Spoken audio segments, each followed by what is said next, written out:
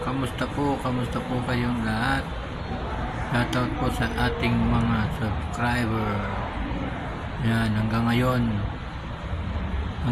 mainit pa rin. Mainit pa rin ang panahon.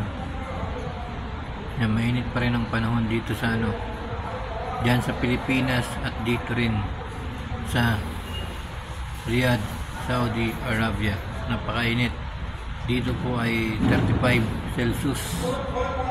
Yan, dito po ay 35 Celsius ang init na nararamdaman dito sa Middle East, dito sa Saudi Arabia. Pero kahit na mainit ang panahon, ay talagang magaling at mautak pa rin ang mga Pilipino.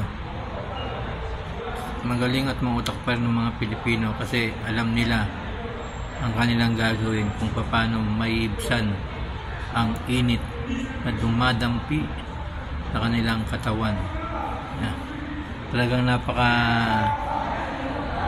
magagaling at mga henyo ang mga Pilipino, ang mga Pinoy. Talagang gagawa sila ng paraan. Katulad nga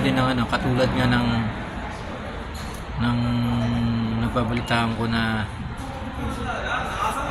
sa mga mall, yan, punong-puno ang mall ngayon kasi napakaraming gusto magpalamig. Kaya napakaganda at nagpapasalamat tayo sa mga mall siyempre kasi ay kung wala po yung mall ay hindi maiibsan ng mga Pilipino kung gaano kainit ang panahon. Siyempre sa pamamagitan ng mall ay nakakapasok sila at doon ay pwede silang magpalamig. Talagang malaki ang pakinabang ng mga SM mall, mga mall na mga iba't ibang mall dyan sa buong Pilipinas.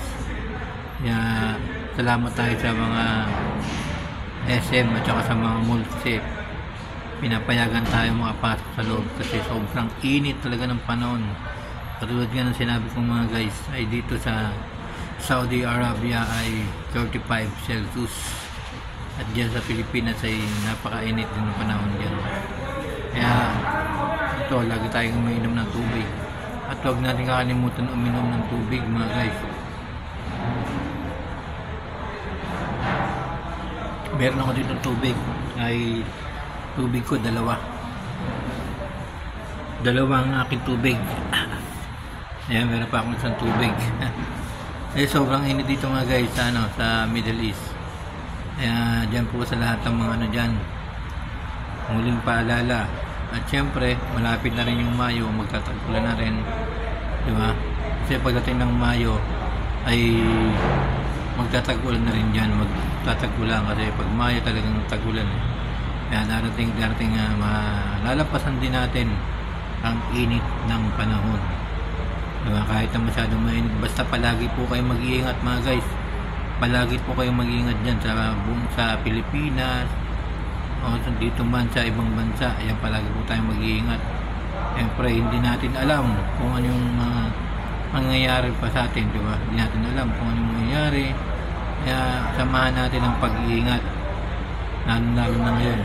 Uso ngayon ang heat stroke, diba? Sobrang init. Kaya mga guys, palagi po kayong mag-iingat. Magdala po kayo ng tubig, na marami para hindi po kayo mauuhaw o matutuyuan ng diba? O mag-hydrate.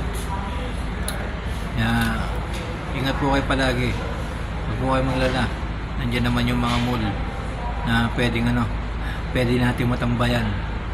Dito wala naman ditong mga mall, malayo ang mall dito na siyempre dito sa amin ay umaga tatrabaho, kaya kahit sa loob ng napasukan namin ay malamig na rin. Kaya maraming salamat sa inyo lahat. Mag-iingat po kayo palagi yan mga guys, mag-iingat kayo. Thank you so much and always God bless you all.